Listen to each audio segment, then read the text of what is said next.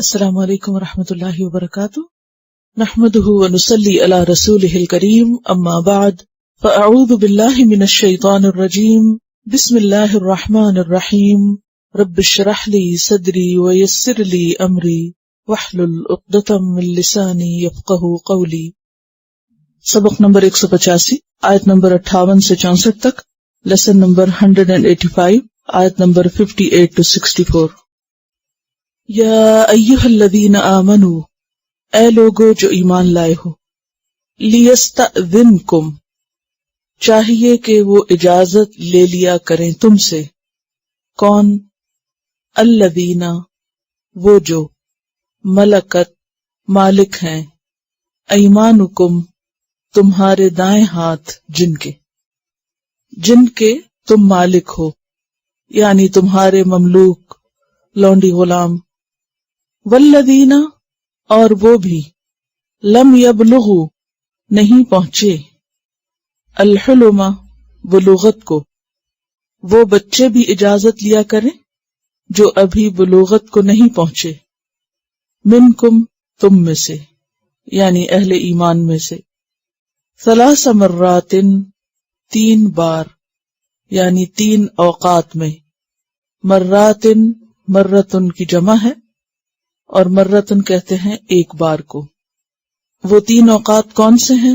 من قبل صلاۃ الفجر، صلاۃ الفجر سے پہلے، وحین، اور دوسرا وقت جب، تدعون، تم اتار کر رکھ دیتے ہو، ثیابکم، اپنے کپڑے، من الظہیرۃ، دوپہر کے وقت، یعنی قیلولہ کے وقت، اور تیسرا وقت، ومن بعد صلاۃ العشاء، اور نماز عشاء کے بعد، ثلاث، 3، عوراتن، پردے کے اوقات ہیں، عورات، عورت کی جمع ہے، عورت کہتے ہیں ایسی چیز جس کا ظاہر کرنا، جس کا نمایاں کرنا یا عریاں کرنا ناپسندیدہ ہو۔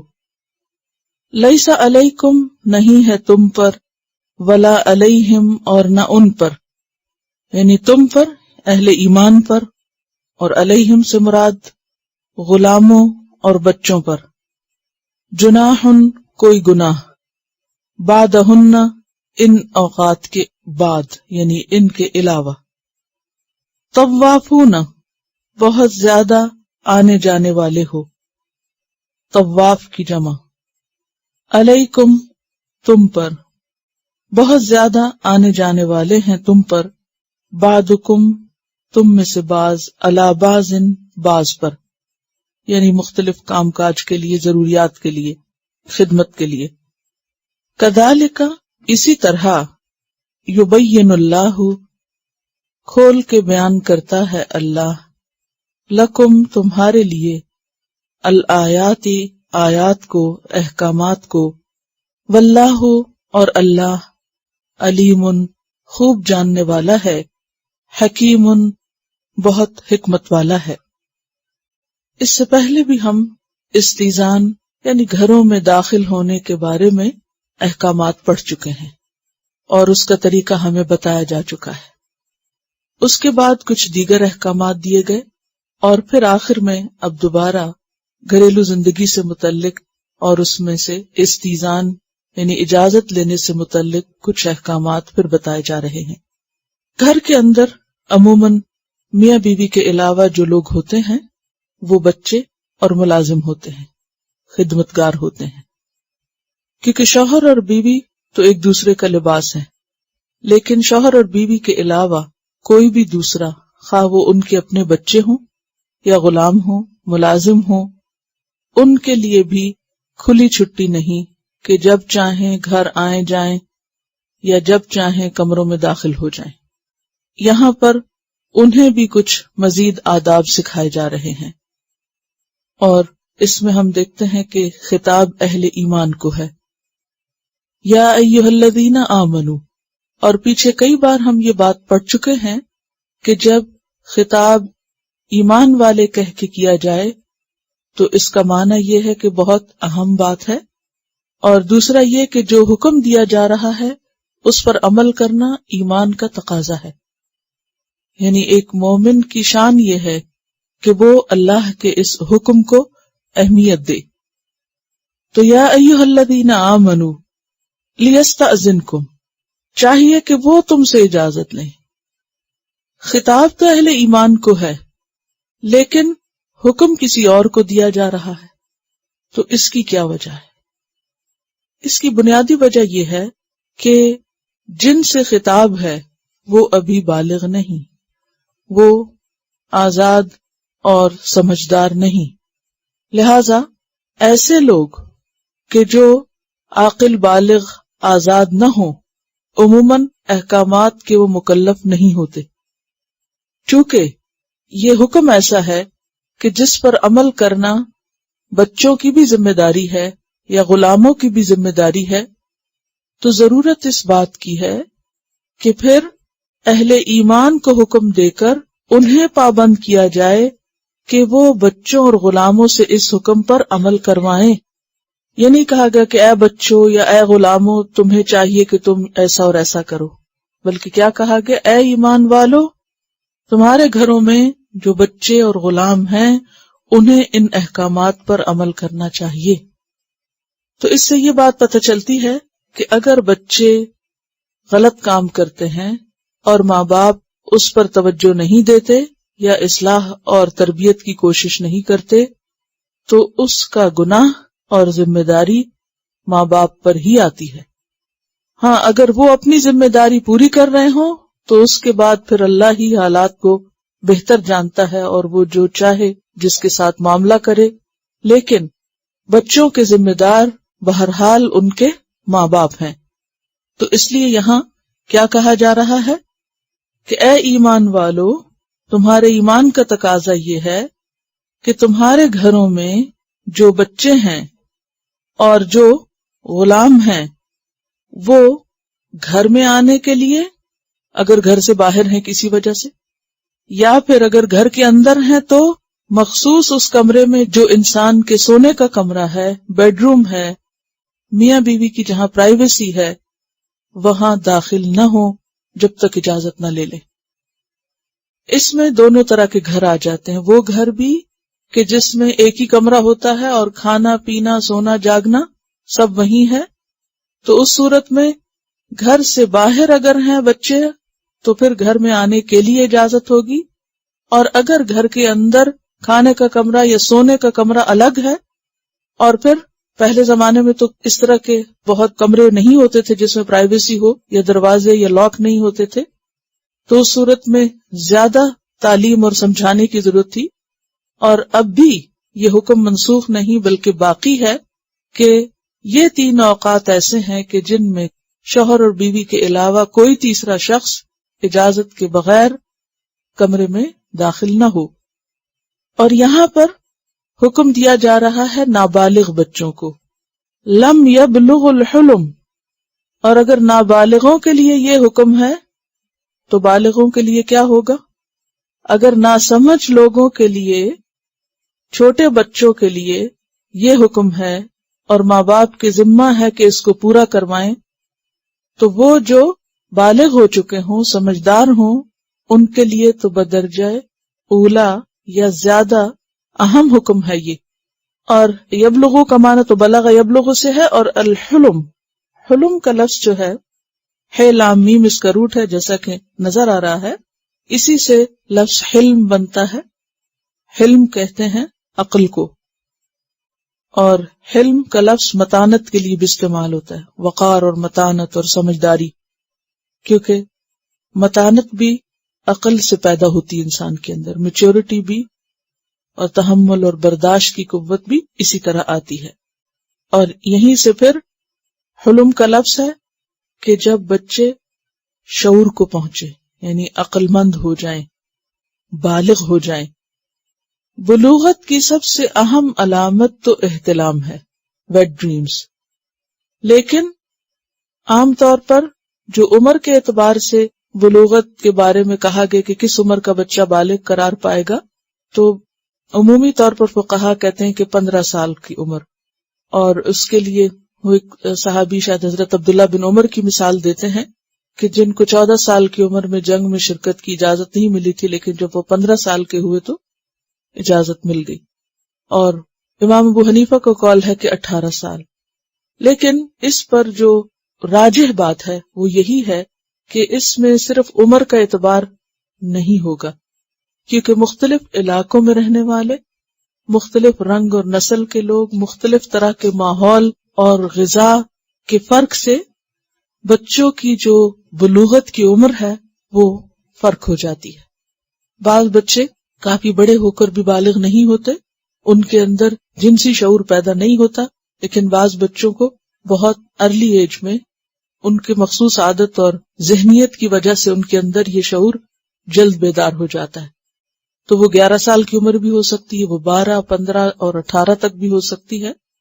تو یہاں پر بنیادی طور پر جو واضح علامات ہیں وہ کیا ہیں کہ ایسے بچے جن کے اندر صنفی شعور پیدا ہو چکا ہو، جو عورتوں کی پوشیدہ باتوں سے واقف ہو چکے ہوں، جن کو احتلام شروع ہو چکا ہو.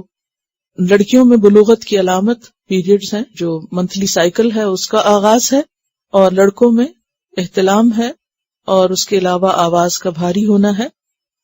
تو ایسے بچے بالغ شمار ہوں گے، اور جب وہ بالغ ہو جائیں تو پھر وہ گھر کے اندر آتے ہوئے بھی اور 3 اوقات میں ماں باپ کے کمرے میں جاتے ہوئے بھی انہیں اجازت کی ضرورت ہے، اجازت کے بغیر نہیں آ سکتے.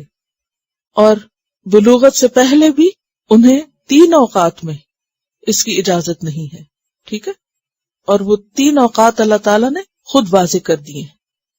اس میں سب سے پہلے من قبل صلاۃ الفجر، فجر کی نماز سے پہلے کا وقت ہے، کیونکہ اس وقت بھی عام طور پر انسان کو نیند کا غلبہ زیادہ ہوتا ہے، اور جب نیند کا غلبہ زیادہ ہوتا ہے، انسان ہوش میں نہیں ہوتا، تو اس کا جو سطر ہے وہ نمایاں ہو سکتا ہے، لباس اٹھ سکتا ہے، یا یہ کہ انسان سلیپنگ ڈریس میں ہوتا ہے جس میں وہ کسی دوسرے کے سامنے جانا پسند نہیں کرتا، یعنی کہ ایسا لباس پہنے ہوئے ہو سکتا ہے کہ جو سطر کے تقاضے پورے نہ کرے، یا یہ کہ لباس نیند میں سطر کو کھول دے، یا یہ کہ اس وقت انسان نماز کی تیاری میں اپنا ڈریس چینج کر رہا ہو، چینجنگ موڈ میں ہو. تو اس لیے جب تک فجر کی نماز ہو نہ جائے تو کمرے میں داخل نہ ہو، کیونکہ یہاں پر صلاۃ کو ایک حد بتایا گیا کہ صلاۃ سے پہلے داخل نہ ہو.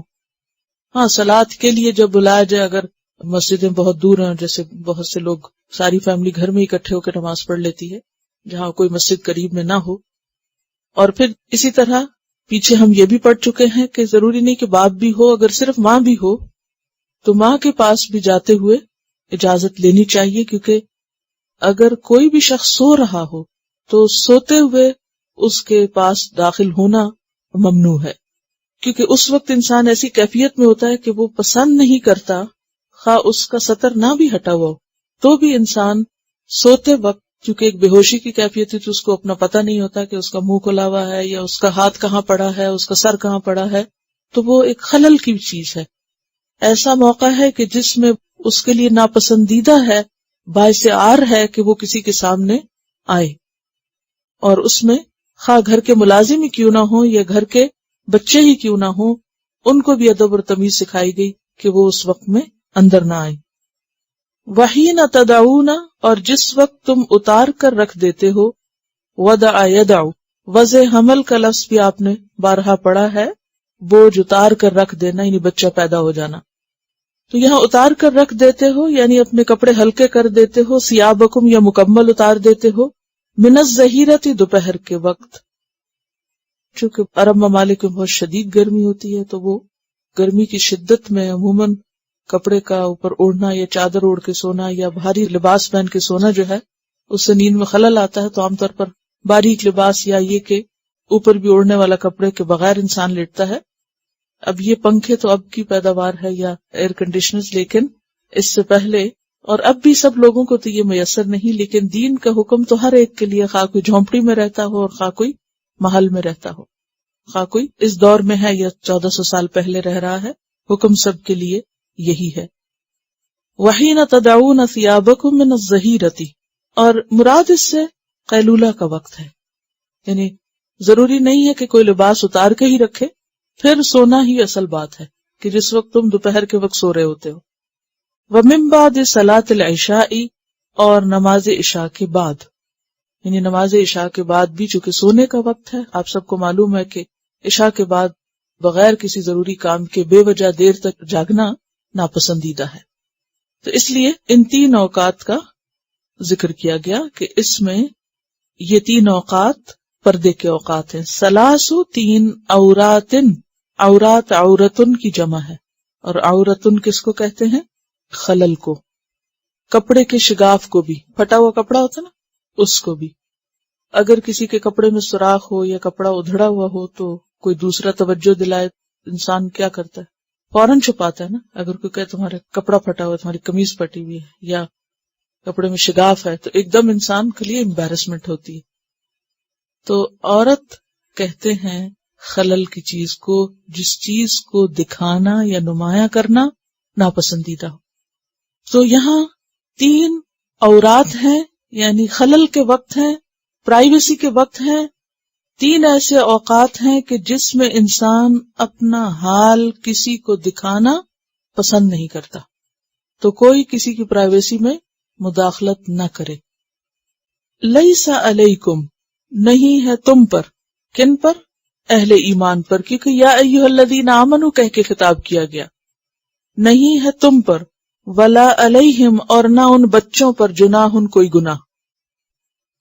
بچوں پر تو گناہ ویسے بھی نہیں ہوتا، کیونکہ جب تک بالغ نہ ہو تو قلم رکھا جاتا ہے، رکھے جانے سے مراد یہ کہ ان کے خلاف نہیں لکھے جاتے اعمال، لیکن مراد اس سے یہی ہے کہ اگر وہ غلط کرتے ہیں تو پھر پیرنٹس ذمہ دار ہیں۔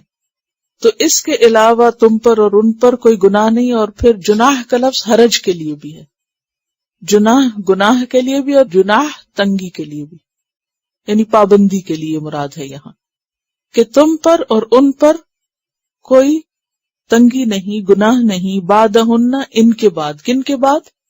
ان اوقات کے بعد، کیونکہ ان اوقات کے علاوہ اگر ہر وقت بچوں کو یہ کہا جائے کہ اجازت لے کے کمرے میں آؤ تو پھر بہت مشکل ہو جائے گی زندگی، تو اس مشکل میں نہیں ڈالا گیا۔ یا عام طور پہ آپ نے دیکھا ہوگا کہ چھوٹے بچے گلی میں کھیل رہے ہیں مثلا، اور وہ کیا کرتے ہیں؟ ایک دم سے اندر آ جاتے ہیں، گھر کا دروازہ کھول کے پھر چلے جاتے ہیں، باہر آ رہے ہیں جا رہے ہیں، وہ ہر دفعہ اجازت نہیں لیتے کیونکہ ابھی چھوٹے بچے ہیں۔ ہاں اگر وہ بالغ ہو رہے ہیں تو پھر ایسا نہیں کر سکتے، پھر جتنی دفعہ باہر نکلیں گے اتنی دفعہ، خواہ وہ ایک لمحے کے لیے کیوں نہیں نکلے، اندر آنے کے لیے اجازت لینی ہوگی۔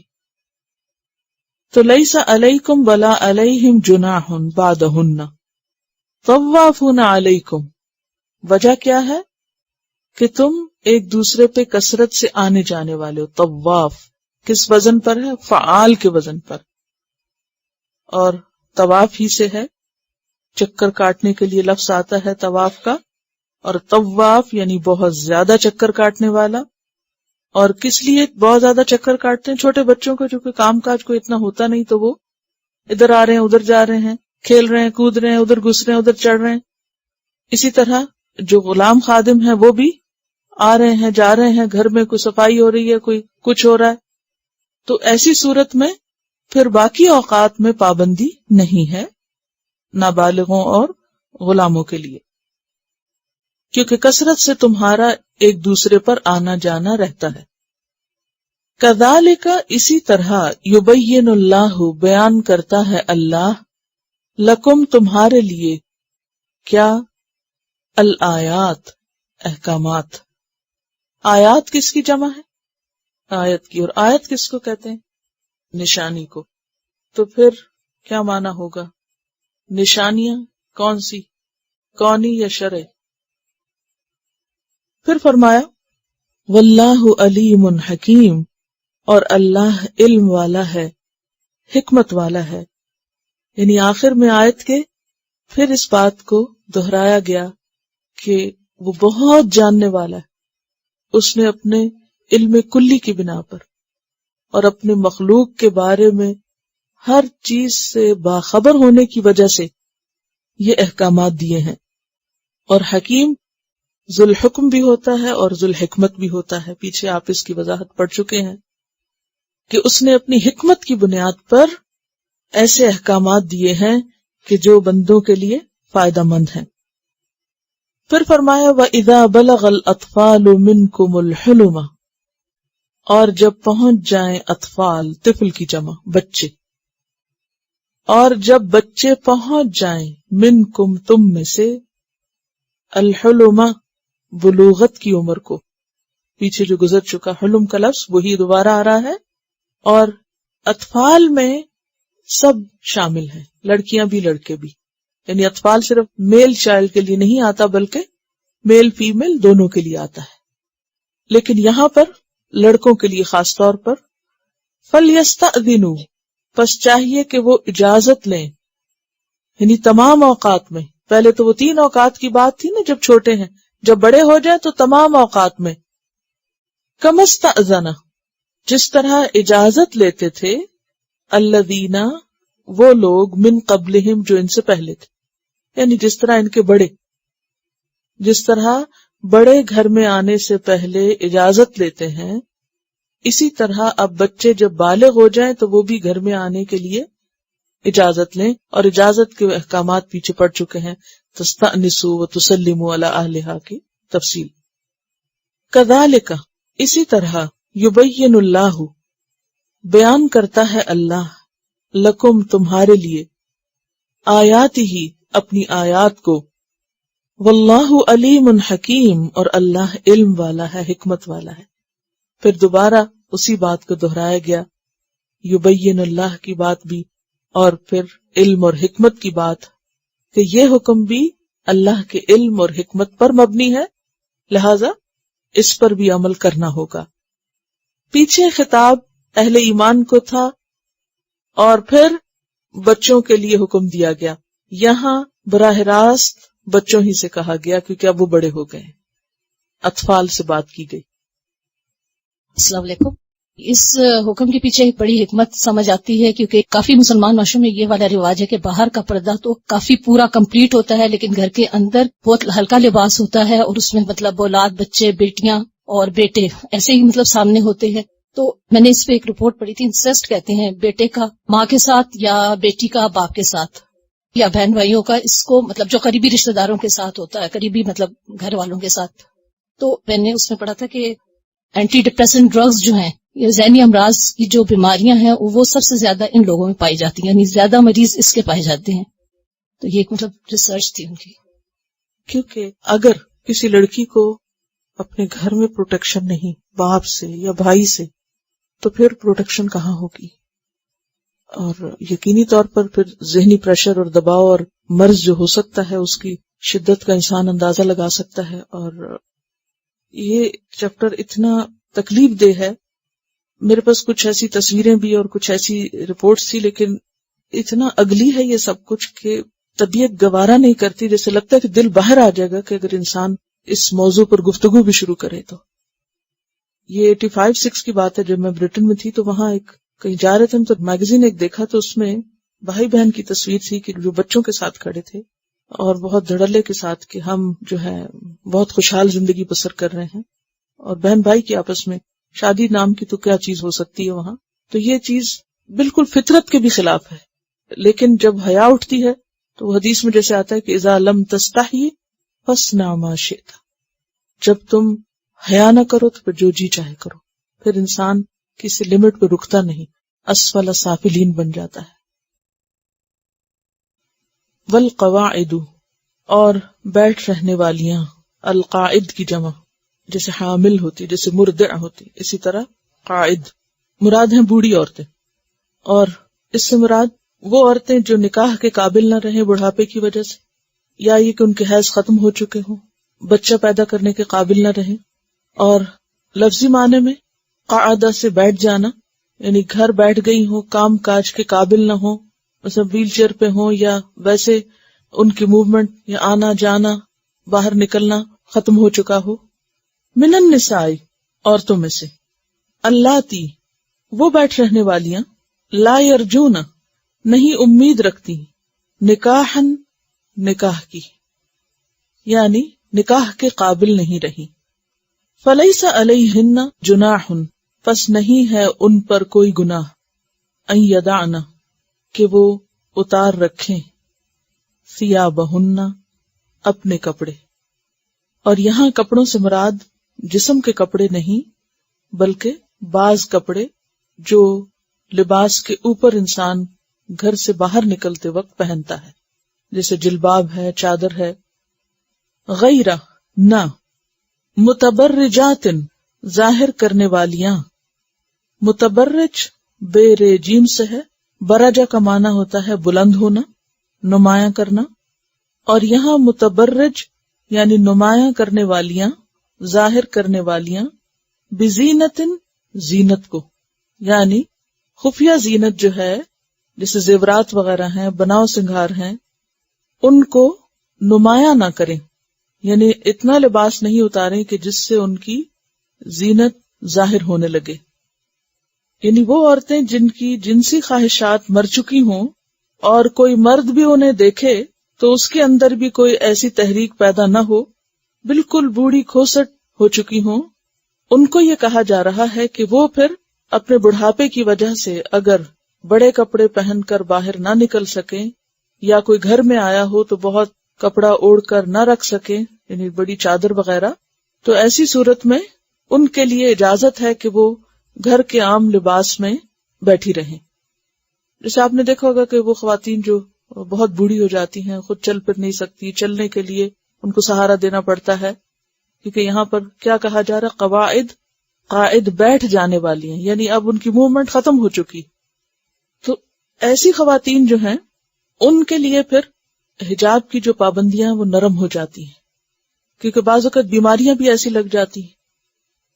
اب ایک شخص لباس پہننے سے عاجز ہے اور بھاری لباس اوپر اوڑھنے سے عاجز ہے، تو اس میں بعض اوقات یہ ہے کہ گرمی یا گھبراہٹ یا ویسے دقت ہے یا اس کا بوجھ اٹھانا ایک مشقت ہے، تو اس میں ان کو رخصت دے دی گئی ہے کہ اب وہ عام لباس میں بھی رہ سکتی ہیں. لیکن ساتھ ہی شرط لگا دی گئی کہ زینت نہیں ظاہر کر سکتی. انہوں نے بھی اگر زینت کا اہتمام کیا ہوا ہے تو اس زینت کو وہ بھی نہیں دکھا سکتی. تو اس سے پتہ یہ چلتا ہے کہ عورت کے لیے زینت کی اجازت تو ہے، یا عورت زینت اختیار تو کر سکتی ہے، زیور پہن سکتی ہے، اچھا لباس پہن سکتی ہے، اپنے آپ کو سجانے بنانے کے لیے بالوں وغیرہ میں ایک مناسب اور ایک ضروری حد تک ان چیزوں کا اہتمام کیا جا سکتا ہے، لیکن خواہ وہ جوان ہو خواہ وہ بوڑھی ہو، زینت ظاہر نہیں کر سکتی. یہ شرط ہر عمر میں رہے گی. اور پھر اس سے ایک اور بڑی اہم بات یہ پتہ چل رہی ہے کہ حجاب اصل میں نام ہے اس چیز کا جو گھر کے لباس اور زینت زیورات وغیرہ کو چھپانے کے لیے استعمال ہوتا ہے. کیونکہ بہت سے لوگوں کی یہ آرگیومنٹ ہوتی ہے کہ ہم نے جو قمیض شلوار پہن رکھا ہے یہ بھی تو با پردہ ہے، با حجاب ہے، اس میں ہم گھر سے باہر کیوں نہیں نکل سکتے؟ یا یہ کہ کوئی گھر میں آیا ہے تو ہم اس قمیض شلوار میں اس کے سامنے کیوں نہیں گھوم پھر سکتے؟ تو بات یہ ہے کہ یہاں پھر کون سے لباس کو اتارنے کی بات ہو رہی؟ اگر آپ حجاب کہہ رہے ہیں اس کو جو آپ کی قمیض شلوار گھر میں ہے یا جو وٹ ایور جو آپ پہنتے ہیں، اگر آپ نے اسی کو حجاب سمجھا ہوا ہے، کیا یہاں عورتوں سے یہ کہا جا رہا ہے کہ وہ اپنا قمیض شلوار اتار دیں؟ یہ تو نہیں کہا جا رہا. تو اس سے کیا بات ثابت ہو رہی کہ اس قمیض شلوار کے اوپر بھی کچھ ایسا ہوگا کہ جو وہ اپنی جوانی میں پہنیں گی. ہاں بوڑھی ہوں گی تو وہ بھاری کپڑا ہٹا دیں گی، اور عام گھر کے کپڑے میں اگر باہر نکل رہی ہیں کسی ضروری کام سے یا کوئی گھر آ رہا ہے تو اس میں ان کو اس طرح اپنے آپ کو لپیٹنے کی ضرورت نہیں ہوگی جس طرح ایک جوان عورت کو ہوگی. اور پھر وَأَن يَسْتَعْفِفْنَ، اور یہ کہ احتیاط برتیں. یستعففن کا لفظ جو ہے عفت سے ہے، اور عفت کہتے ہیں ناجائز کام سے نفس کو روکنا. کیا معنی ہے؟ ناجائز کام سے نفس کو روکنا، اپنے آپ کو روک کے رکھنا. وَأَن يَسْتَعْفِفْنَ، اور یہ کہ روک کر رکھیں یعنی احتیاط برتیں، مراد یہ ہے کہ اپنی زینت کی حفاظت ہی رکھیں. خیر لہن، ان کے لیے بھی یہی بہتر ہے، یعنی کھلی چھٹی نہیں ہے.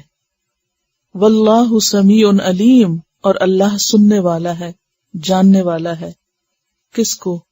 لوگوں کی باتوں کو، تبصروں کو، دلوں کے حال کو، سب اس کو پتا ہے.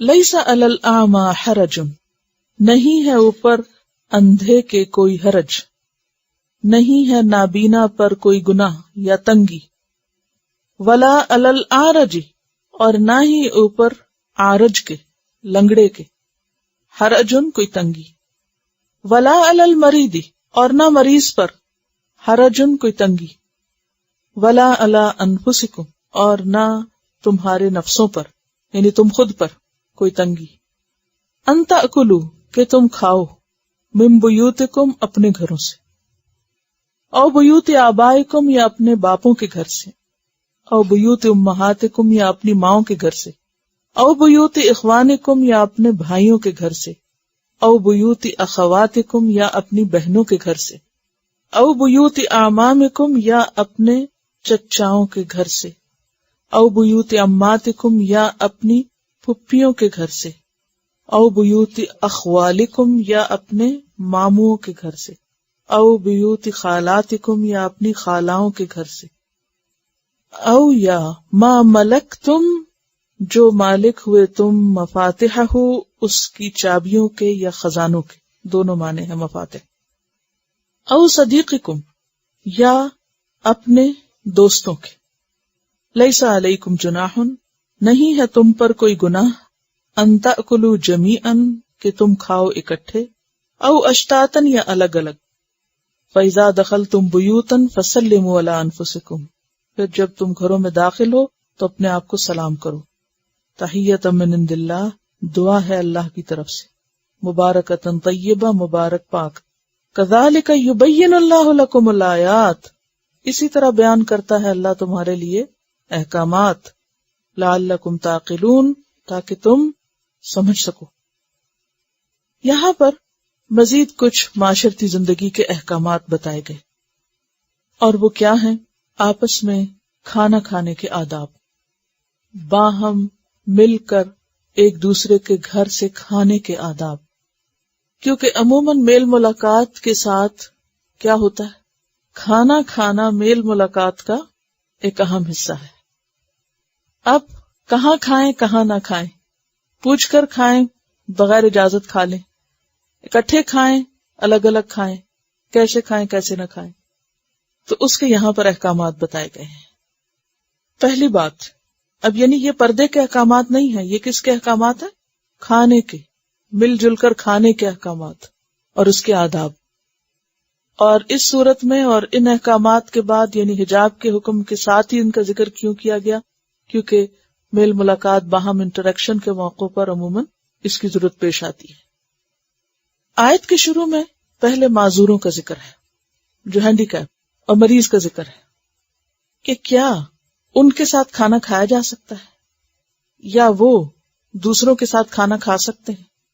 اب بظاہر تو ایسا لگتا ہے کہ جیسے کوئی حرج کی بات نہیں، آخر اس میں کیا ہے، کھا ہی سکتے ہیں، لیکن اس سے پتہ یہ چلتا ہے کہ اسلام معاشرے کے مختلف افراد کے بارے میں کس طرح سوچتا ہے، یا ان کی جو ذہنی سوچ ہے اس کی کس طرح اصلاح کرتا ہے۔ مثلا ایک نابینا شخص کسی نارمل شخص کے ساتھ جب کھانا کھاتا ہے تو کیا ہوتا ہے؟ بعض اوقات وہ ایسے طریقے سے کھا سکتا ہے کہ جس سے دوسرے کو تکلیف ہو، یا یہ کہ اس کو نظر کچھ نہیں آ رہا، وہ ایسی چیز اٹھا کے کھا لے جس میں دوسرے کا حق مارا جائے، کیونکہ دو لوگ اگر کھانا کھا رہے ہوں تو کس چیز سے منع کیا گیا کہ ایک شخص دو چیزیں نہ کھا لے، اس کو ظلم قرار دیا گیا، یعنی دوسرے کی رعایت رکھ کے کھاؤ۔ اب یہ ہے کہ ایک عامہ شخص ہے، اندھا شخص ہے، اس بیچارے کو نہیں پتا کہ کھانا کتنا ہے، اور آپ کو معلوم ہے کہ اس دور میں کھانا اتنا وافر نہیں ہوتا تھا۔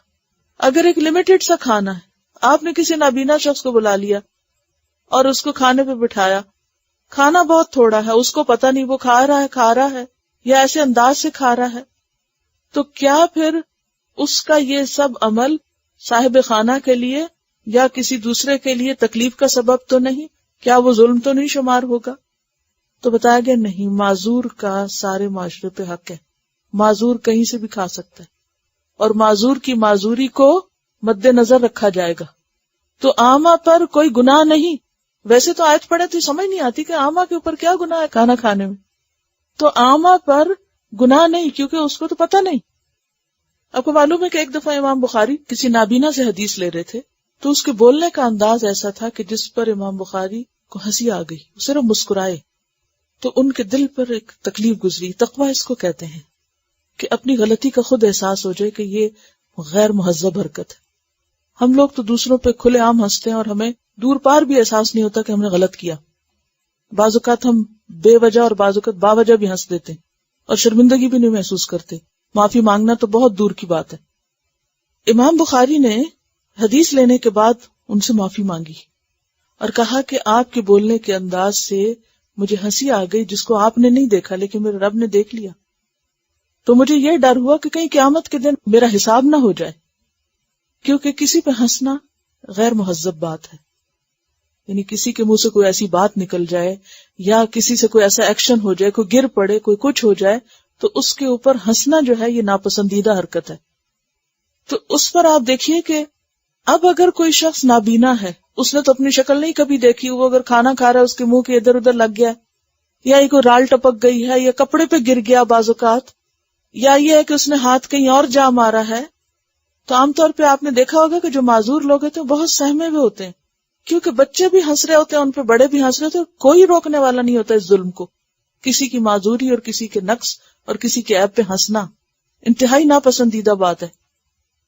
لیکن اسلام نے یہاں معذوروں کے بھی حقوق بتائے اور کہا کہ معذور کی معذوری کو مد نظر رکھا جائے گا، اور اگر وہ زیادہ کھا جائے یا وہ کسی ایسے طریقے پہ کھا رہا ہے کہ جس سے دوسرے کو کچھ تھوڑی تکلیف بھی پہنچ رہی ہے، کیونکہ کھانا کھانے کا وقت ایسا ہوتا ہے نا، انسان کیا چاہتا ہے ڈسپلن سے، اور بھوک لگی ہوتی ہے نا تو وہ چڑچڑاپن کا بھی وقت ہوتا ہے. اگر کوئی گرا رہا ہو کھانا، آپ نے اکثر دیکھا ہوگا مائیں بچوں کی شامت لے آتی ہیں کھانے کی میز پہ کہ یہ کیوں تم نے گرا دیا اور کیوں فلاں کیا، اور وہ سارے ادب آداب ہم وہیں سکھاتے ہیں، دن بھر کا حساب بھی وہیں لیتے ہیں. تو اس وقت میں چونکہ وہ کیفیت ایسی ہوتی ہے، اکثر آپ نے دیکھو روزے کے موقع پہ سب افطار کے وقت اکٹھے ہوتے ہیں تو عموماً نوک جھونک بھی ہو جاتی ہے وہاں. تو اس میں یہ کہا جا رہا ہے کہ اگر کوئی معذور شخص، کوئی نابینا شخص دوسروں کے لیے تکلیف کا سبب بھی بن رہا ہے تو بھی کوئی حرج نہیں، اس کو ایکسکیوز کیا جائے گا، اس کو برا بھلا نہیں کہا جائے گا، اس کی پکڑ نہیں ہوگی. لیس علی الاعمی حرج، اعمی پہ حرج کس کو کہتے ہیں؟ گناہ کو یا تنگی کو. وہ دل تنگ نہ کرے کہ میری وجہ سے لوگ تنگ ہوں گے تو میں نہیں جاتا، وہ پیچھے نہ رہے. اور معاشرے کو کہا کہ تمہارے خلاف بھی اگر کچھ پڑ جائے، تمہارے حق پہ زد بھی پڑ جائے تو بھی یہ قابل معافی ہے. تو کہا گیا کہ نہیں، کوئی حرج نہیں، کوئی گناہ نہیں، کوئی بات نہیں، ان کا بھی حق ہے، ان کی معذوری کے باوجود. یہ ہے دین. کوئی سوچے گا نابیناؤں کے بارے میں، اور کس طرح اللہ تعالیٰ قرآن پاک میں ان سب کا حق بتا رہا ہے معاشرے پر. ولا علی العارج، اور نہ لنگڑے پر. عام طور پہ سمجھ نہیں آتا کہ لنگڑے سے ہمیں کیا نقصان ہے، لیکن بعض اوقات کیا ہوتا ہے، لنگڑا ہوتا ہے جو صحیح چل نہ سکے. عموماً جو لنگڑا ہوتے ہیں ان کو یا تو کسی کو سہارا دینا پڑتا ہے، ان کے ساتھ ان کی لاٹھی ہے یا ان کے ساتھ کوئی اور ہے، یا یہ کہ وہ ویل چیئر پر. اب کیا ہے، سارے کھانا کھا رہے ہیں، ایک شخص ویل چیئر پر ہے، اب وہ جگہ زیادہ لے گا. اب کیا ہے، وہ امبیرس فیل کرتا ہے کہ میری ویل چیئر کی وجہ سے دوسروں کا رستہ یا دوسروں کی جگہ تنگ ہوتی ہے، تو بہتر ہے میں نہیں جاتا. پیچھے ہو جاتا ہے، رک جاتا ہے. تو کیا کہا گیا، اس پر بھی کوئی حرج نہیں ہے، وہ بھی مین سٹریم میں شامل ہو، اس کو بھی انکریج کریں، اس کا بھی حق ہے کہ وہ دعوت میں آئے. عموماً کیا ہوتا ہے، جو معذور ہو جاتے ہیں نا ان کو گھر چھوڑ دے، آپ ادھر ہی رہیں، آپ آرام فرمائیں. اور کیوں چھوڑ دیتے ہیں؟ کیونکہ ان کی وجہ سے نہ ہم بھاگ سکیں گے، نہ دوڑ سکیں گے، نہ ہم اپنی مرضی کر سکیں گے، لہٰذا ان کو ادھر ہی رکھو. یہاں کیا کہا کہ نہیں، ان کو اس میں شریک کرو. ولا علی المریض، اور نہ مریض پر. مریض پر بھی حرج نہیں. بعض اوقات مریض ایسے ہوتے ہیں کہ جو صحیح کھا نہیں سکتے، یہ کھانا باہر گر رہا ہوتا ہے، یا یہ ہے کہ رال ٹپک رہی ہوتی ہے، یا اس قسم کا مرض ہوتا ہے کہ جس سے لوگ دور بھاگتے ہیں. تو کہا کہ مریض پر بھی کوئی حرج نہیں ہے. کیا کہ تم کھاؤ. کہاں سے؟ آگے یہ جتنے رشتے لکھے ہیں نا، ان سب رشتے داروں کے گھر سے، سب جگہ کھا سکتے ہو اور ان کو شریک کرو، بلکہ ان کا سب پر حق ہے، پورے معاشرے پہ حق ہے، یہ جہاں بھی ہو کھا لیں. اور سب ان کو ویلکم کریں. ان کو ان کے معذوری کی وجہ سے دھتکارو مت، پیچھے مت کرو. ولا علی انفسکم، اور نہ تمہارے اپنے نفسوں پر، یعنی تم خود پر بھی کس بات کا حرج نہیں ہے، ان تأکلوا من بیوتکم، کہ تم کھاؤ اپنے گھروں سے. اب اپنے گھر سے تو سب کھاتے ہیں، تو اپنے گھر سے کھانے میں کوئی حرج نہیں کا مطلب پھر کیا ہے؟ اس سے مراد ہے آگے جو آ رہا ہے نا، اکٹھے کھاؤ یا الگ الگ کھاؤ. اور دوسرا معنی ہے بچوں کے گھر سے، اپنی اولاد کا گھر مراد ہے. کیوں؟ کیونکہ آپ دیکھیں کہ سارے رشتوں کا ذکر ہے، بیٹوں یا بیٹیوں کا ذکر نہیں ہے. بیٹوں یا بیٹیوں کا گھر اپنا گھر ہے. یہ خوبصورتی ہے اس دین کی، کیونکہ حدیث میں آتا نا، انتا و مالکا لابیکا، تو اور تیرا مال تیرے باپ کا ہے. یعنی باپ یا ماں بچوں کے گھر سے اسی طرح کھا سکتے ہیں جیسے وہ اپنے گھر سے کھا سکتے ہیں. ان کو کھلانا بوجھ نہ سمجھو. عام طور پر کیا ہوتا ہے، ماں باپ بچوں کے گھر نہیں جاتے، اور ہمارے معاشرے میں تو خاص طور پہ بیٹیوں کے، وہ عام طور پہ اس لیے کہ بیٹیاں کماتی نہیں تو پھر داماد جو ہیں وہ مائنڈ کریں گے. لیکن بات یہ ہے کہ بیٹوں کے گھر سے بھی ایون بہو کا بازو کا سلوک ایسا ہوتا ہے کہ ساس بیچاری ترستی رہتی ہے، اسے اجازت نہیں کہ وہ فریج کھول کے اپنی مرضی کا کچھ نکال کے پی سکے یا کھا سکے. کبھی وہ نہیں، آپ کو بیماریاں ہیں، کبھی کوئی اور عذر، کبھی کوئی اور بہانہ کر کے تو ان کو پیچھے ہی رکھتے ہیں کہ وہ بس جو ہم دے دیں، جتنا نپا تلا دے دیں بس وہ اتنا کھا لیں، اس سے آگے مداخلت نہیں کریں. بیٹا ان کا ہے جس نے پیدا کیا، جنم دیا، تکلیف اٹھائی، لیکن بیچاری مجبور ایسی ہے کہ کسی چیز پہ اس کا حق نہیں، نہ اس کی کوئی مرضی، نہ اس کی کوئی سے. یہ ہمارے معاشرے میں ساسوں کا حال ہے، اور اس ظلم میں بہت سے لوگ شریک ہیں. یعنی کہ عمومی طور پر بچوں کے اندر یہ کوتاہی پائی جاتی ہے. بیٹا بھی آئے گا اپنے بچوں کے ساتھ مصروف ہو جائے گا، ماں کو بھول جائے گا. تو یہاں پر کیا کہا گیا کہ یہ تمہارے اپنے گھر ہیں. ان تاکلوا من بیوتکم، جو جی چاہے کھاؤ، جتنا کھانا کھاؤ. ٹھیک ہے، بزرگ ہیں، بیمار ہیں، تو وہ پیار سے، محبت سے، احسن طریقے سے ان کو سمجھایا جا سکتا ہے. لیکن یہ رویہ کہ ان کو کسی چیز کے اوپر حق نہ دیا جائے، یہ غلط ہے. ان تاکلوا من بیوتکم او بیوت آبائکم، یا اپنے باپوں کے گھر سے. اب بیٹوں کے بعد یا اولاد کے بعد کس کا ذکر آ گیا؟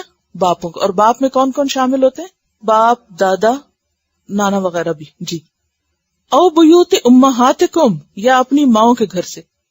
اب باپ کے بعد ماں کا گھر کوئی الگ ہوتا ہے؟ الگ کیوں کہا گیا؟ دو وجوہات کی بنا پر. ایک تو یہ کہ اگر کسی وجہ سے اگر دونوں الگ الگ ہو گئے تو، یا دوسری وجہ یہ ہے کہ ماں باپ اور پھر نانا نانی، دادا دادی جو ہیں وہ، یعنی کہ اوپر ان کا گھر الگ ہو سکتا ہے. تو اس لیے باپ اور ماں، یعنی اپنے باپ، دادا، نانا یا نانی، دادی وغیرہ، ماں، نانی، دادی. او بیوت اخوانکم، یا اپنے بھائیوں کے گھر سے. اور بھائیوں کو جمع کو کیوں کہا گیا؟ ایک تو وہ تعداد میں زیادہ ہو سکتے ہیں، اور پیچھے بھی ہم پڑھ چکے ہیں کہ بھائیوں میں کون کون ہوتے ہیں؟ اللاتی اخیافی، یعنی سگے ستیلے سب شامل ہیں، ان کے گھر سے بھی کھا سکتے ہو. او بیوت اخواتکم، یا اپنی بہنوں کے گھر سے. اب آپ دیکھیں، اخوات اخت کی جمع ہے، اور اس میں بھی سگی ستیلی بہنیں. ہمارے معاشرے میں بہن کے گھر سے کھانا، جیسے بیٹی کے گھر سے کھانا معیوب ہے، تو اسی طرح بہن کے گھر سے کھانا عموماً ناپسند سمجھا جاتا ہے، لیکن اسلامکلی منع نہیں. او بیوت اعمامکم، یا اپنے چچاؤں کے گھر سے. امن کی جمع ہے اعمام. او بیوت اماتکم، یا پھپھیوں کے گھر سے. امتن کی جمع. او بیوت اخوالکم، یا ماموں کے گھر سے. خالن کی جمع. او بیوت خالاتکم، یا اپنے خالاؤں کے گھر سے. ان سب کے گھر سے تم کھا سکتے ہو، یعنی یہ تمہارے اپنے گھر ہیں، یہ قریبی رشتہ دار ہیں. اور یہاں یہ بھی ہے کہ عربوں کے ہاں جو طور طریقے تھے، اس میں شادی کے بعد ماں باپ ہوں یا بچے ہوں یا خالہ، ماموں، چچا، ہر ایک کا اپنا گھر ہوتا تھا. تو اس میں الگ الگ پھر ذکر کیا گیا. او ما ملکتم مفاتحہ، یا جو تم مالک ہو اس کے خزانوں کے. مفاتح کا دوسرا معنی چابیاں بھی کیا گیا ہے، جس کی چابیاں تمہارے پاس ہوں، یعنی جس نے اپنے گھر کا انتظام تمہیں دے رکھا ہو. اب یہ کون ہے؟ کئی طرح ہو سکتے ہیں. مثلا بعض اوقات کوئی کسی کے گھر میں کام کرتا ہے، گھر والے صبح صبح میاں بیوی سب بچے سب گھر سے چلے گئے، اب آپ نے چابیاں دے رکھی ہیں کلینر کو، کک کو اور کسی کو. وہ کیا کرتے ہیں کہ آپ کی غیر موجودگی میں آتے ہیں، گھر کھولتے ہیں، کوکنگ کرتے ہیں، کام کرتے ہیں. تو یہ کون ہو گئے کہ آپ کی چابیاں ان کے پاس. اب کام کرنے کے دوران اس غریب کو لگتی ہے پیاس یا لگتی ہے بھوک، تو کیا اب وہ نہ کھائے یا نہیں کھا سکتا؟ وہ بھی کھا سکتا ہے، اس کا بھی حق ہے. پھر اسی طرح بعض اوقات کیا ہوتا ہے کہ کوئی کسی کا مالی ہے، تو اب مالی ہے، اس نے پودا لگایا، اس نے سبزی لگائی، اس نے ساری خدمت خاطر کی. اب یہ ہے کہ اس کا کیا ایک پھل کھانے کا حق نہیں ہے؟ حق ہے. یعنی کہ کیا اس باغ میں سے وہ ایک اورنج توڑ کے نہیں کھا سکتا یا کچھ اور لے کے نہیں کھا سکتا؟ جبکہ بھوک کا ٹائم ہو یا پیاس کا وقت ہو، لے سکتا ہے وہ معروف طریقے سے. پھر اسی طرح بعض اوقات جیسے گڈریا ہے تو وہ بکریاں کسی کی چرا رہا ہے، کو پیاس لگتی ہے اور پانی کہیں اور نہیں، تو کیا بکری کا دودھ نہیں پی سکتا؟ پی سکتا ہے. اسی طرح خادم ہے، کام سارا دن آپ کے ہاں کرتا ہے، تو کھانا کہیں اور جا کے کھائے گا یا اپنا الگ پکائے گا، وہیں سے کھائے گا. تو ان لوگوں کو بھی کھانے کی اجازت ہے. او صدیقکم، یا تمہارے دوست، کیونکہ جب یہ آیت نازل ہوئی نا کہ یا ایھا الذین آمنوا لا تأکلوا اموالکم بینکم بالباطل، اے لوگو جو ایمان لائے ہو اپنے مالوں کو باطل طریقے سے نہ کھاؤ آپس میں. پیچھے پڑ چکے نا آپ. اور اس میں کیا تھا؟ کسی کا مال باطل طریقے سے کھانے کا مطلب کیا ہے؟ اس کی رضامندی کے بغیر اس کا مال لینا. تو اس میں سب لوگ بہت کانشیس ہو گئے کہ اب ہم شاید اپنے سوا کسی دوسرے، خواہ وہ بہن بھائی کیوں نہ ہو، خالہ چچا ماموں ہی کیوں نہ ہو، تو شاید ہم ان کے ہاں سے کھانا بھی نہیں کھا سکتے یا پانی بھی نہیں پی سکتے، کہیں یہ بھی گناہ نہ ہو. تو کیا کہا گیا کہ اس میں گناہ نہیں ہے. ہاں ایک بات یاد رہے کہ معروف طریقے سے کھایا جائے. معروف طریقے سے، معروف طریقے کا مطلب کیا ہے؟ جو گھر والے کھاتے ہیں وہی کھایا جائے، اس پہ نہ ہاتھ ڈالا جائے جو انہوں نے الگ کہیں رکھا ہوا ہو. یا یہ ہے کہ مثلاً بعض اوقات ایسا ہوتا ہے نا کہ آپ ایک ہفتے بھر کا سودا لا کے ڈال دیتے ہیں فریج میں. اب آپ کے دوست آئے گھر میں، انہوں نے کیا کیا؟ فریج کھولا اور جو ہاتھ لگا اس کو ختم کر دیا، یا اس کو بغیر اس کی مرضی کے دوسرے کے نکال لیا. اب کسی شخص نے ایک چیز گرم کی، اس نے نکال کے کہا یہ بھی رکھا ہوا ہے، چلو یہ بھی نکالو. اب اس میں کوئی قاعدہ قانون نہیں بتایا گیا، معروف طریقہ ایک تو، دوسرا یہ کہا فقہا نے کہ صرف کھائے ساتھ نہ لے جائے. جیسے کہ اگر کوئی کسی کا مالی ہے تو وہ یہ نہیں کہ وہاں کھائے اور ساتھ ایک ٹوکری بھر کے گھر بھی لے جائے. لے جانے کی اجازت نہیں جب تک کہ صاحب خانہ خود ساتھ نہ دے. بعض لوگ ہوتے ہیں نا کسی دعوت پہ ہوتے ہیں، کھاتے بھی ہیں اور ساتھ سمیٹنے لگتے ہیں ساتھ لے جانے کے لیے. تو یہ بھی ایک معیوب بات ہے. اس میں کیا ہے کہ اگر صاحب خانہ کھانا بچ جائے تو عام طور پہ ہوتا یہی ہے نا کہ جب سب کھا چکے ہوتے ہیں تو پھر صاحب خانہ کتنے دن اور وہ کھائے گا. وہ کیا کہتے ہیں کہ اچھا بھی کچھ ساتھ لے جاؤ، ہیلپ کرو، اس کو سب کو کلیئر اپ کرتے ہیں. تو اس صورت میں تو کوئی حرج نہیں، لیکن اس کی اجازت مرضی کے بغیر کچھ کھائے اور کچھ کہے یہ میرے لیے باندھ بھی دو ساتھ اور یہ بھی رکھ دو اور وہ بھی دے دو، یہ خود مانگ کے اور دوسرے کو تکلیف دے کے اس طرح کا کام کرنا جو ہے اس کی اجازت نہیں ہے. ہو سکتا ہے آپ کے بعد کسی اور کو بھجوانے، دینے، رکھنے، یہ کوئی بھی اس کے ذہن میں بات ہو تو اس سے منع کیا گیا ہے. لیسا علیکم، ایک اور چیز بھی واضح کر دی گئی کہ نہیں ہے تم پر جناح کوئی گناہ، ان تاکلوا جمیعا کہ تم کھاؤ اکٹھے. کیونکہ عربوں کے یہاں بعض قبائل جو تھے وہ جب تک کوئی ساتھ نہیں ہوتا تھا کھاتے ہی نہیں تھے. ابراہیم علیہ السلام کے بارے میں بھی آتا ہے نا کہ وہ کسی نہ کسی کو بلا کر کھانا کھاتے تھے، اور بعض اکٹھے ہو کے کھانے کو معیوب سمجھتے، تو کہا کہ اس میں دونوں میں کوئی حرج نہیں، اکٹھے کھاؤ یا الگ کھاؤ. اس میں یہ نہیں کہ مرد اور عورتیں اکٹھے کھاؤ، یا وہ تو حکم نہیں یہاں بیان ہو رہا، یہ پردے کا حکم نہیں آ رہا اس آیت میں. یہ صرف کھانے کی بات ہو رہی کہ اکٹھے بھی کھا سکتے ہو اور الگ الگ بھی. بعض اوقات ایسا موقع ہوتا ہے کہ انسان اکٹھے کھا سکتا، اور بعض حالات ایسے ہوتے ہیں کہ جس میں اس کو اکٹھے ہونے کا موقع نہیں ملتا. جیسے اپنے گھر کی بات ہوئی نا کہ اپنے گھر سے کھاؤ اکٹھے یا الگ الگ، لیکن پسندیدہ بات یہی ہے، مسنون طریقہ یہ کہ کم از کم ایک کھانا جو ہے وہ افراد خانہ مل کر کھائیں، کیونکہ حدیث میں آتا ہے کہ اکٹھے کھانے سے برکت ہوتی ہے. اور اشتاتن جو ہے یہ شتن کی جمع ہے، شین اور تے. تو لیس علیکم جناح ان تأکلوا جمیعا او اشتاتا، کہ دونوں طرح کھا سکتے ہو، اکٹھے بھی کھا سکتے ہو اور الگ الگ بھی کھا سکتے ہو. پھر اس کے بعد فرمایا فَإِذَا دَخَلْتُمْ بُيُوتًا، پھر جب تم داخل ہو گھروں میں. کون سے گھروں میں؟ اپنے گھر میں یا ان رشتہ داروں کے گھروں میں. فَسَلِّمُوا عَلَىٰ أَنفُسِكُمْ، تو سلام کرو اپنے نفسوں پر. اس کا کیا مطلب ہے کہ گھر میں جو گھر والے ہیں وہ ان کو سلام کرو. اور ان کو اپنا نفس کیوں کہا گیا؟ کیونکہ سارے مومن جو ہیں وہ آپس میں ایک جسم کی طرح ہیں. اگر آپ کسی دوسرے کو سلام کر رہے ہیں تو اس سے فائدہ کیا ہوگا؟ وہ دراصل کس کو کر رہے ہیں؟ آپ اپنے آپ کو سلام کر رہے ہیں. دوسرے کو سلام کس کو سلام ہے؟ خود اپنے آپ کو سلام ہے. فَإِذَا دَخَلْتُمْ بُيُوتًا فَسَلِّمُوا عَلَىٰ أَنفُسِكُمْ، تو پہلا معنی کیا ہے کہ گھر والوں کو سلام کرنا. کیونکہ کسی کو سلام کرنا ایسے ہی جیسے خود کو سلام کرنا، کیونکہ جب آپ کسی کو سلام کرتے ہیں تو وہ پلٹ کے آپ کو سلام کرتے ہیں. دوسرا معنی کہ اگر کوئی گھر میں ہے ہی نہیں تو پھر کیا کریں گے؟ کیونکہ یہاں حکم تو عام ہے، جب گھر داخل ہو سلام کرو. دوسرے ہیں تو دوسروں کو، اور اگر وہ نہیں ہے تو خود کو بھی کرو. ٹھیک ہے؟ خالی گھر میں بھی سلام ضروری ہے. کسی کو آتا ہے وہ سلام جو خالی گھر میں کرتے ہیں؟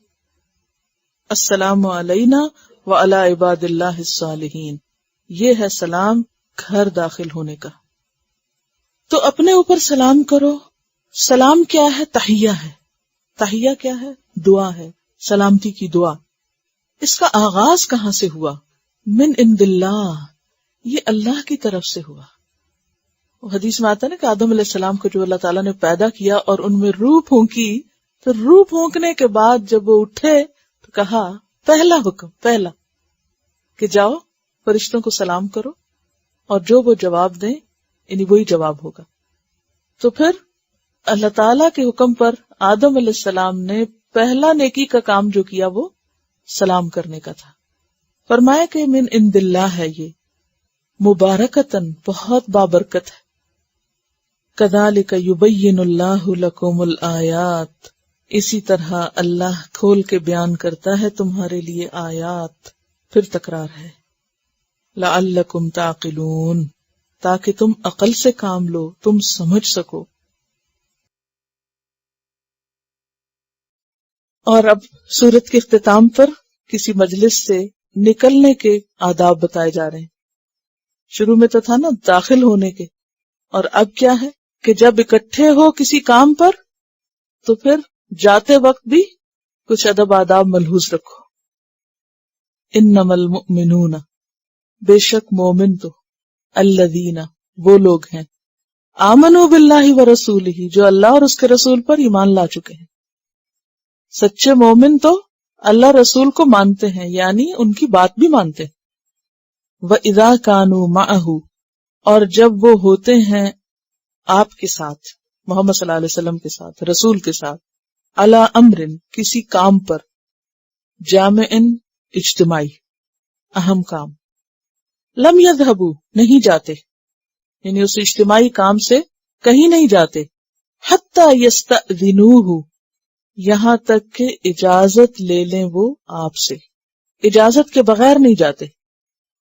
ان الذین، بے شک وہ لوگ، یستأذنونک، جو اجازت مانگتے ہیں آپ سے، اولئک الذین، یہی وہ لوگ ہیں، یؤمنون باللہ ورسولہ، جو اللہ اور رسول پر ایمان رکھتے.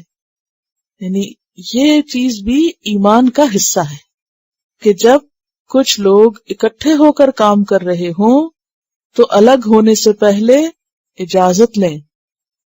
اور یہاں خاص طور پر آپ صلی اللہ علیہ وسلم کی مجلس میں اور آپ کے ساتھ مل کر کام کرنے والوں کو ادب سکھایا جا رہا ہے.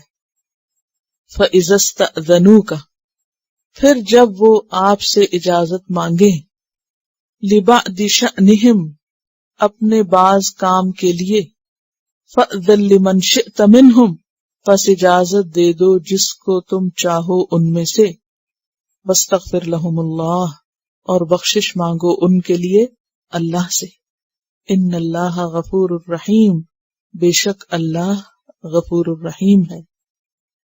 تو یہاں خطاب براہ راست آپ سے ہے، لیکن پھر اس کے بعد اس سے عمومی حکم بھی نکلتا ہے کہ مسلمان جب بھی کسی اجتماعی کام کے لیے دین کے نام پر، اللہ رسول کے نام پر جمع ہو تو پھر وہ اس کام کو ادھورا چھوڑ کے اپنی منمانی کرتے ہوئے اپنی مرضی سے وہاں سے رخصت نہ ہو۔ لم یذهبوا یعنی یہ ایٹیکیٹس میں سے ہے نا، کہ اگر آپ دنیا کے کسی کام کے لیے بھی، مثلاً کہیں جاب کرتے ہیں، آپ کہیں کسی ہاسپٹل میں ہیں، کسی اسکول میں ہیں، کسی آفس میں ہیں، تو کیا کبھی آپ نے دیکھا کہ کوئی شخص اپنی مرضی سے آئے اور اپنی مرضی سے چلا جائے؟ ایسا نہیں ہوتا۔ کیوں؟ کسی اسکول میں آپ نے ایڈمیشن لیا ہو اور آپ اپنی مرضی سے اسکول جائیں اور اپنی مرضی سے چلے جائیں، آپ ایک دفعہ کر لیں گے، 2 دفعہ، اس کے بعد کیا ہوگا؟ نوٹس مل جائے گا آپ کو۔ تو دنیاوی کاموں کے لیے بھی اگر آپ کہیں جاب کر رہے ہیں اور 2-3 دفعہ آپ مرضی سے چھٹی کر رہے ہیں اور آپ اطلاع بھی نہ دیں، تو آپ کی جاب برقرار رہے گی؟ کیا آپ کو پوری پے ملے گی؟ نہیں۔ اگر دنیاوی کاموں میں ایسا نہیں کیا جا سکتا تو دین کے کاموں کو بھی کھیل نہیں بنانا چاہیے، کیونکہ دنیا میں تو ہمیں فوراً نقصان کا اندیشہ ہوتا ہے تو ہم چھٹی نہیں کرتے، مرضی نہیں کرتے، لیکن دین میں تو اللہ کا نام ہے اور اللہ تو جب پوچھے گا سو پوچھے گا، لہٰذا جو بھی چاہو کر لو۔ اسی لیے آپ دیکھیے کہ دنیا کی تعلیم ہو تو ہم اپنے بچوں کو اسکول بھیجنے کے لیے کس قدر فکر مند ہوتے ہیں کہ چھٹی نہ ہو، لیکن اگر دینی تعلیم حاصل کر رہا ہے تو وہ جس وقت جب چاہے اپنی مرضی سے چھٹی کر لے، چاہے اطلاع دے یا نہ دے، اسے نہ تو بد اخلاقی ہم سمجھتے ہیں اور نہ ہی اپنی ذمہ داری سمجھتے ہیں۔ اور اس کا نقصان کیا ہوتا ہے؟ دنیا کے لیے تو پرفیکٹ قسم کے لوگ مل جاتے ہیں، لیکن دین کے کام کے لیے کوئی قابل نہیں ملتا۔ اسی لیے دینی ترقی ہماری جس رفتار سے ہو رہی ہے وہ ہم سب جانتے ہیں کہ دین کے نام پر، اللہ رسول کے نام پر کمٹمنٹ نام کی چیز کوئی نہیں ہے، مرضی ہے اور منمانی ہے۔ پھر کوالٹی بھی ویسے ہی ہے، آدھے تیتر آدھے بٹیر، نہ دین کے نہ دنیا کے، نہ ادھر کے نہ ادھر کے۔ تو یہاں پر اسے ایمان کا حصہ قرار دیا جا رہا ہے، کیونکہ دین کا کام کوئی کھیل تماشا نہیں ہے۔ آپ سب اپنے اپنے طریقے کا جائزہ لے لیں کہ آج تک آپ کیا کرتے رہے ہیں، اس حکم پر کتنا عمل کیا ہے، کتنے سبق آپ نے مس کیے، کتنا ہی حصہ آپ نے اپنی مرضی کے مطابق جب چاہا چھٹی کر لی اور اطلاع دینے تک کی بھی زحمت گوارا نہیں کی۔ کسی کو کوئی خبر نہیں ہوتی کہ آپ کہاں ہیں اور آپ کیوں چلے گئے اور آپ کیوں نہیں آئے اور آپ کی ضرورت کیا ہے اور واقعی ضرورت ہے یا نہیں، کیونکہ یہ چیز کو اتنی اہم تھوڑی ہے۔ ہاں اگر ہم کسی یونیورسٹی میں ہوتے پھر ایسا نہ کرتے، کیونکہ ہمیں ایک دفعہ بھی یہ ریئلائزیشن نہیں ہوتی کہ وہ وقت جو ہم نے اللہ کے لیے استعمال کرنے کا عہد کیا تھا، جب ہم وہ کسی اور کام میں استعمال کر رہے ہیں تو ہم اپنے اجر میں کمی کر رہے ہیں، اجر میں کمی کر رہے ہیں۔ تو یہاں کیا ہے، جب ان کے اجر میں کمی ہو تو پھر چونکہ وہ آپ سے اجازت لے کر گئے ہیں تو آپ ان کے لیے استغفار کریں، ان کے لیے بخشش مانگیں۔ ان اللہ غفور الرحیم بے شک اللہ غفور الرحیم ہے، وہ بندوں کی ضروریات کو سمجھتا ہے۔ تو اس سے پتہ ہی چلتا ہے کہ جب ہم اللہ کے حق میں کوئی کمی کریں اور ذاتی عبادت کے علاوہ اجتماعی عبادت، ذاتی عبادات، مثلا نماز اگر آپ کی چھٹ گئی، آپ سوئے رہ گئے، نماز چھٹ گئی، تو ایک گلٹ تو ہوتی ہے نا، چاہے اٹھ کے بھلے آپ قضا پڑھ بھی لیں، اس کے اوپر استغفار کرتے ہیں یا نہیں کرتے؟ کوئی روزہ چھٹ گیا، کچھ ہو گیا، کہیں کوئی کمی ہو گئی جو ذاتی عبادات ہیں آپ کی، تو آپ کے اندر ایک گلٹ آتی ہے اور پھر آپ فوراً استغفار کرنے لگتے ہیں کہ اللہ توبہ یہ غلط ہو گیا، معاف کر دے۔ اور اگر کوئی نقصان ہو تو فوراً سوچتے وہ میری سے غلطی ہوئی تھی نا، اس کا یہ نتیجہ اللہ نے مجھے دنیا میں دکھا دی۔ لیکن افسوس یہ کہ ہمارے اندر ابھی اجتماعی شعور پیدا نہیں ہوا، دین کے نام پر اکٹھا ہو کر اس کی ذمہ داری محسوس کرنے کا شعور نہیں ہے، لہٰذا ہم میں سے ہر ایک اپنا خود مرضی کا مالک بنا ہوا ہے۔ تو جب ہم علم حاصل کرنے میں کمی کوتاہی کرتے ہیں، جتنا ہمیں جاننا چاہیے وہ ہم نہیں جانتے، جتنا ہمیں دیا جا رہا ہے وہ ہم نہیں لیتے، ہم یہاں بھی ایک کمی کر رہے ہیں یہاں بھی ہم ایک خانہ خالی چھوڑے ہوئے ہیں. یا تو ہم کمیٹی نہ کرتے، جب ہم نے کمٹمنٹ کر لی تو پھر اس کو نبھانا بھی فرض ہے، اور جب اس میں کمی کرتے ہیں تو وہاں بھی ہمیں استغفار کی خود بھی اور جس کے ساتھ ہم نے کمٹمنٹ کی ہے اس سے بھی کروانے کی ضرورت ہے، اور اس کو بھی دوسروں کے لیے کرنے کی ضرورت ہے. یہ اخلاق جس دن مسلمانوں میں پیدا ہو گیا اس دن پھر دنیا سے جہالت ختم ہو جائے گی. یہ ساری دنیا میں جہالت دین سے اسی وجہ سے ہے کہ دین کا کام کرنے والوں کے اندر اپنے دین کے نام پر یہ سنجیدگی آئی ہی نہیں. پھر فرمایا لا تجعلوا دعاء الرسول بینکم کدعاء بعضکم بعضا، نہ تم بناؤ دعا کو. دعا کا یہاں معنی پکارنا بھی ہے، دعا بھی ہے اور بلانا بھی ہے. دعا کا معنی دعا بھی جیسے دعا کرنا، دعا کا معنی بلانا بھی، اور دعا کا معنی پکارنا بھی. نہ تم بناؤ رسول کی دعا کو، نہ تم سمجھو رسول کی دعا کو. اگر ہم اس کو پہلے دعا کے معنوں میں لے لیں، بینکم آپس میں، کا دعائے بعضکم بعضا جیسے پکارنا ہے تم میں سے بعض کو بعض کا، یا بعض کا بعض کو. یعنی جیسے تم آپس میں ایک دوسرے کو دعا دیتے ہو رسول کی دعا کو ویسے نہ سمجھو. کیوں؟ اس لیے کہ رسول کی دعا قبول ہو جاتی. رسول دعا دے تو بھی قبول ہوتی ہے، بد دعا دے وہ بھی قبول ہو جاتی ہے. اس لیے کس چیز کے حریص رہو؟ آپ سے دعا لینے کے، اور ڈرو کس بات سے؟ آپ کی بد دعا لینے سے. کوئی یاد ہے مثال آپ کو کہ آپ نے کسی کے لیے دعا کی ہو اور وہ قبول ہو گئی ہو؟ حضرت انس کو آپ نے دعا دی تھی کس چیز کی؟ لمبی عمر، مال اور اولاد میں برکت کی، وہ قبول ہوئی. اور کس کو دعا دی تھی؟ وہ سیاہ فام عورت جس کو مرگی کا دورہ پڑتا تھا، تو اس نے کہا تھا کہ میرے لیے دعا کیجئے، تو آپ نے فرمایا اگر تم صبر کرو تو اچھا ہے، کیونکہ آپ کی دعا قبول ہونا تھی. اور پھر اس نے کہا کہ بس میرے لیے اتنی دعا کر دیں کہ میرا سطر نہ کھلے جو مجھے دورہ پڑے. تو آپ نے دعا کی اور اس کے بعد پھر اس کا سطر نہیں کھلا اس دورے میں. اور حضرت ابو ہریرہ رضی اللہ تعالیٰ عنہ کے لیے آپ نے دعا کی تھی کس کے لیے؟ سینہ کھلنے کے لیے، ان کی والدہ کے لیے بھی، اور ان کو علم بھولے نہیں، حافظے کی دعا دی تھی. اور وہ کہتے ہیں کہ اس کے بعد مجھے کبھی کچھ بھولا نہیں. اسی طرح حضرت عمر کے لیے دعا کی تھی کس چیز کی؟ جی ہاں، ان کے اسلام کے لیے. اور ابن عباس کو دعا دی تھی ان کو قرآن کا فہم عطا ہو. اور کس کو دعا دی تھی؟ ام حرام تھی شاید، ام حرام بنت ملحان. جب انہوں نے کہا تھا، ان کے گھر پہ تھے آپ صلی اللہ علیہ وسلم، اور آپ نے خواب دیکھا کہ آپ کی امت کا ایک لشکر جو ہے وہ پانی پہ سوار ہے، یعنی پانی کے رستے جہاد کے لیے جا رہا ہے. تو انہوں نے کہا کہ یا رسول اللہ صلی اللہ علیہ وسلم آپ میرے لیے بھی دعا کیجئے. آپ نے فرمایا تم انہی میں سے ہوگی. اور پھر انہوں نے کہا کہ میری شہادت کی دعا کیجئے. پھر آپ نے وہ بھی دعا کی، اور پھر وہ وہاں پر راستے میں گھوڑے سے گری اور شہید ہوئی. وہی ان کی قبر ہے سسلی میں شاید. اور عبد الرحمن بن عوف کے لیے دعا کی. بہرحال کچھ بد دعائیں بھی کی آپ نے جب عصر کی نماز چھٹی تھی آپ کی. اور ابو لہب کے 2 بیٹے جو آپ کی بیٹیوں سے جن کا نکاح ہوا تھا، اور ان کے لیے دعا کی کہ اے اللہ اپنے کتوں میں سے کسی کتے کو اس پر مسلط کر دے. اور پھر وہ ایک جگہ سفر پر تھا تو وہاں شیر آیا اور اس کو اٹھا کر لے گیا. اور مکہ میں جو قحط پڑا تھا، اسی طرح الٹے ہاتھ سے کھانے والے کو جب آپ نے منع کیا تو اس نے کہا میں نہیں کھا سکتا تھا. آپ نے کہا تم کبھی نہ کھا سکو سیدھے ہاتھ سے، اور پھر وہ اپنا ہاتھ اوپر اٹھا نہیں سکتا تھا. اس کے علاوہ آپ نے اپنی امت کے لیے بھی کچھ دعائیں کی ہوئی ہیں، عمومی دعائیں، جن میں سے ایک دعا ہے اللہم بارک لامتی فی بکورہا، اے اللہ میری امت کی صبح میں برکت ڈال دے. تو صبح کا نہ سونا اور صبح کے وقت کام شروع کرنا جو برکت کا وقت ہے، اگر کوئی شخص اس وقت میں کام کرتا ہے تو واقعی اس کے کام میں برکت ہوتی ہے، اور صبح کا سونا بے برکتی کا سبب ہے. اسی طرح آپ نے یہ دعا بھی کی نضر اللہ امرأ سمع مقالتی فوعاہا، اللہ اس شخص کو تر و تازہ کر دے جس نے میری کوئی بات سنی پھر اس کو یاد کیا اور پھر اس کو آگے پہنچایا. تو رسول کی دعا بہت اہم دعا ہوتی ہے، اس کو تم اپنی دعاؤں جیسا مت سمجھو. دوسرا ہے رسول کے بلانے کو عام لوگوں کے بلانے کی طرح مت سمجھو.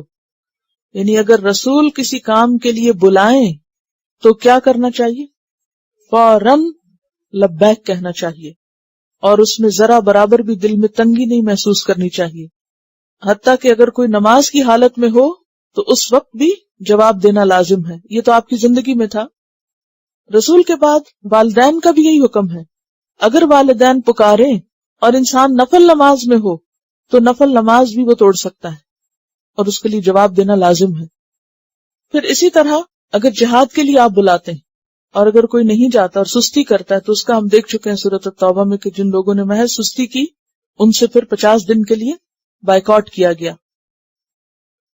اور پھر اسی طرح رسول کو پکارنا اس طرح نہیں جیسے تم دوست آپس میں ایک دوسرے کو پکارتے ہو۔ ہم اپنے برابر والے کو کس طرح پکارتے ہیں؟ نام سے پکارتے ہیں نا، ایک دوسرے کا نام لے کے پکارتے ہیں۔ تو نبی صلی اللہ علیہ وسلم کا نام لے کے نہیں پکارنا چاہیے۔ پورے قرآن میں آپ دیکھیے کہ اللہ سبحانہ وتعالیٰ نے آپ کا نام لے کے نہیں پکارا، یا ایھا الرسول کہا، یا ایھا النبی کہا، ٹھیک ہے؟ تو رسول کو عام لوگوں کی طرح نہیں پکارنا چاہیے، جیسے کئی لوگ یا محمد کہہ کے پکارتے ہیں۔ بدو لوگ جب آپ کے پاس آتے تو آپ کو اس طرح پکارتے اور اس سے منع کیا گیا۔ سورۃ الحجرات میں اس کی تفصیل ملتی ہے، لا تجہروا لہ بالقول کجہر بعضکم لبعض۔ پھر اسی طرح آپ کی زندگی میں جیسے آپ سے اگر کوئی بات کرنا ہوتی صحابہ کو تو کیا سکھایا گیا کہ کس طرح بات کرو؟ نرمی سے بات کرو، ادب سے، دھیمی آواز سے، اور اپنی آواز کو نبی کی آواز سے بلند نہ کرو، لا تجہروا لہ بالقول۔ اسی لیے صحابہ کرام کے انداز میں بہت خوبصورتی ملتی، یا رسول اللہ، قد یعلم اللہ الذین، تحقیق جانتا ہے اللہ ان لوگوں کو، کن کو؟ یتسللون منکم، جو کھسک جاتے ہیں تم میں سے۔ یتسللون کا لفظ سل سے ہے، سین لام لام۔ سل کا کیا معنی ہوتا ہے؟ کھینچنا۔ سلالہ کا لفظ آپ نے پڑھا ہے نا پیچھے، سلالہ کس کے لیے آتا ہے؟ ست کے لیے، نچوڑ، یعنی ایک چیز دوسرے سے نکلتے نکلتے نکلتے بالکل اب ڈائلیوٹڈ فارم میں آ جائے۔ اور سلیل جو ہے وہ بچے کو کہتے ہیں عربی میں سلیل، اور سلالہ نسل کے لیے بھی آتا ہے، نسل بھی لفظ اسی سے ہے۔ اور اس میں آہستہ سے کسی چیز کو نکالنا کہ پتہ بھی نہ چلے۔ اب ایک شخص دوسرے سے پیدا ہوتا ہے، دوسرا، یعنی کہ ایک کے بعد ایک نسل جب چلتی ہے تو یہ کتنا آہستہ آہستہ اپنے روٹین کے ساتھ ہوتا چلا جاتا ہے کہ محسوس بھی نہیں ہوتا کہ ایک جنریشن دوسری جنریشن کی جگہ آ جاتی ہے، پتہ چلتا۔ آپ دیکھیے کہ کبھی آپ خود بچے تھے، پھر کیا ہوا؟ آپ کے بچے ہو گئے، پھر کیا ہوا؟ ان بچوں کے بچے ہو گئے، پھر کیا ہوگا؟ آگے ان کی نسل چلتی جائے گی۔ یہ کام اتنا غیر محسوس طریقے سے ہو جاتا ہے کہ انسان ریئلائز بھی نہیں کرتا۔ سب بڑے چلے گئے، اسی طرح آہستہ آہستہ ایک کے بعد ایک جنریشن چلتی چلی جاتی۔ تو یتسللون کے معنی کو آپ سمجھیے کہ کہیں سے اس طرح نکل جانا، ایسے کھسک جانا، نظر چرا کے غائب ہو جانا کہ دوسرے کو پتہ بھی نہ چلے، اس کو یتسللون کہتے ہیں، سنیک آؤٹ کرنا۔ کہ آپ بلائیں، مجلس لگی ہوئی ہو اور چپکے سے اس طرح انسان کھسک جائے کہ خبر بھی نہ ہونے دے۔ پیغمبر کو پتہ نہ بھی چلے اگر، تو اللہ تعالیٰ فرماتے ہیں قد یعلم اللہ، اللہ جانتا ہے، کن کو؟ الذین، ان لوگوں کو، یتسللون، جو کھسک جاتے ہیں، غیر محسوس طریقے سے نکل جاتے ہیں، چپکے سے سٹک جاتے ہیں۔ اور یہ کون لوگ تھے؟ سچے اہل ایمان نہیں تھے۔ لواذا، لواذا لام واو دال سے ہے، لوذ، آڑ کو کہتے ہیں، کسی کی آڑ لے کر۔ کھسکنے کے لیے عام طور پر کیا کیا جاتا ہے؟ انسان سامنے آ کر نہیں کھسکتا، عموماً کسی کے پیچھے سے چھپ کے یا کسی چیز کی اوٹ یا آڑ لے کے کھسکتا ہے کہ دوسرے کو خبر بھی نہ ہو کہ کون کس کا کہاں سے، کون کہاں سے نکل گیا۔ یعنی وہ ایسے موقع کی تلاش میں رہتے ہیں کہ جب ذرا سا دھیان ہٹے اور ایسے طریقے سے نکلے کہ دوسرے کو خبر نہ ہو۔ اب اس غیر محسوس طریقے سے کام کرنے والے عام طور پر سمجھتے ہیں کہ ہم نے بہت ہوشیاری دکھائی، لیکن اللہ تعالیٰ کیا فرماتے ہیں کہ اللہ کو سب پتا ہے کہ کون کیا کر رہا ہے۔ فَلْيَحْذَرِ الَّذِينَ، پس چاہیے کہ ڈریں، محتاط رہیں. حذر کا دونوں معنی ہوتے ہیں، ڈرنا چاہیے، الذین ان لوگوں کو، یخالفون جو مخالفت کرتے ہیں، عن امرہ آپ کے حکم کی، یعنی نبی صلی اللہ علیہ وسلم کے حکم کی. کس حکم کی مخالفت؟ عام بھی ہے اور خاص بھی. خاص موقع کی مناسبت سے کہ کسی کام کے لیے بلایا گیا. عموماً کس کے لیے آپ بلاتے تھے؟ کوئی جہاد، کوئی جنگ، کوئی مشکل وقت ہوتا تھا جس میں مل کے کام کرنا ہوتا تھا. تو پھر منافقین چونکہ کام سے کتراتے تھے، تو جب کام کا موقع آتا تو وہ نظریں چرا کے نکل جاتے، اور پھر آپ کا جو حکم ہوتا یا آپ کا جو کہنا ہوتا اس کو وہ ٹال جاتے، اور وہ سمجھتے کہ ہم نے بڑی عقل مندی کی ہے، ہم بچ کے نکل آئے. فَلْيَحْذَرِ الَّذِينَ يُخَالِفُونَ عَنْ أَمْرِهِ أَنْ تُصِيبَهُمْ فِتْنَةٌ أَوْ يُصِيبَهُمْ عَذَابٌ أَلِيمٌ، کہ پہنچے ان کو کوئی مصیبت یا پہنچے ان کو دردناک عذاب. اسی لیے کہتے ہیں نا کہ جو چیز ہمیں فرض کے طور پر، فرض کے درجے میں اللہ کو دینی ہے وہ دینی ہی ہے، وہ کام کرنا ہی کرنا ہے. مثلا اگر کوئی شخص روزہ نہیں رکھتا، وہ کہتا نہیں مجھ سے نہیں رکھا جاتا، میں بھوک نہیں برداشت کر سکتا، مجھے کھانا ہی کھانا ہے. اب وہ کھا لے جتنا کھانا ہے. کیا ایسی بیماریاں نہیں آتی کہ اس کے سارے کھانے چھٹ جاتے؟ ہوتا ہے نا. اسی طرح مثلا زکوٰۃ میں یا صدقات میں یا روزے میں یا اسی طرح نماز میں یا حج میں، یہ جو بنیادی فرائض کے درجے کی چیزیں ہیں، اور پھر بنیادی فرائض کے بعد جو اجتماعی فرائض ہیں، اگر ان کو ادا نہیں کرتا انسان، یہ نہیں ہو سکتا کہ پھر اس کا نتیجہ اس کو دیکھنا نہ پڑے، اسے دنیا میں بھی دیکھنا پڑتا ہے. اور پھر اختتام پہ فرمایا الا ان للہ ما فی السماوات والارض، خبردار یقیناً اللہ کے لیے ہے جو بھی آسمانوں میں ہے اور زمین میں. پھر اللہ کی ملکیت اور قدرت کی بات ہے، سب کچھ اسی کا ہے. قد یعلم ما انتم علیہ، قد کا کیا معنی ہوتا ہے؟ تحقیق. مضارع پہ جب قد لگتا ہے تو بے شک کے معنی دیتا ہے. یقینی بات ہے کہ اللہ کو پکا پتا ہے، جسے ہم کہتے ہیں نا اللہ کو پکا پتا ہے، ما انتم علیہ، تم جس حال پر ہو، تم جو کچھ کر رہے ہو اللہ کو سب پتا ہے. وَيَوْمَ يُرْجَعُونَ إِلَيْهِ، اور جس دن وہ لوٹائے جائیں گے اس کی طرف. کس کی طرف؟ اللہ کی طرف. فَيُنَبِّئُهُمْ، پھر وہ انہیں بتائے گا. کیا بتائے گا؟ بِمَا عَمِلُوا، جو انہوں نے کام کیے. آج اگر تمہیں یقین نہیں کہ اس دن بتایا جائے گا تو یاد رکھو، جان لو کہ اس دن جب تم اللہ کی طرف لوٹائے جاؤ گے تو وہ تمہیں بتائے گا جو کچھ تم کرتے رہے ہو دنیا میں. تمہارے اعمال تمہارے سامنے آئیں گے، کہاں بھاگ کے جاؤ گے. واللہ بکل شیء علیم، اور اللہ ہر چیز کو خوب جاننے والا ہے، اس کو سب پتا ہے کون کیا کر رہا ہے، کس حال میں ہے.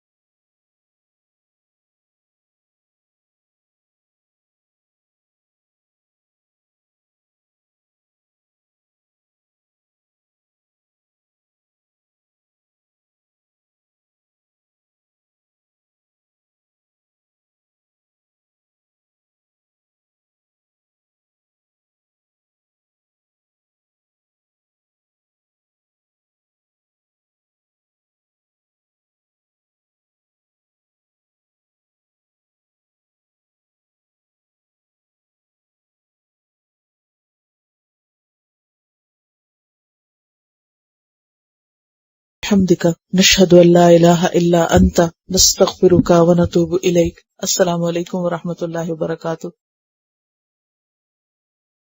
Quran vocabulary 100%. The best application to understand Quran. Study with flashcards. Word list. Learn 25% of Quran vocabulary in 7 days. Multiple MCQs to practice and test vocabulary. Single choice. Multiple choice. True false. Bookmark difficult words. Study wrongly answer words. Test your skills. 12 essential grammar lessons at Learn Quranic Grammar. You can select number of word to study from bookmarks. Select number of times wrongly answered words for study. Test your skills with multiple choice flashcard, true false, matching words and single choice MCQs. Grammar lessons are available in PDF format. Native Quranic and Urdu fonts. Available at Google Play and Apple App Stores. Download it today to contribute in the Islamic Apps Development Project. Quran vocabulary 100% in Urdu. Visit smartappsweb.com.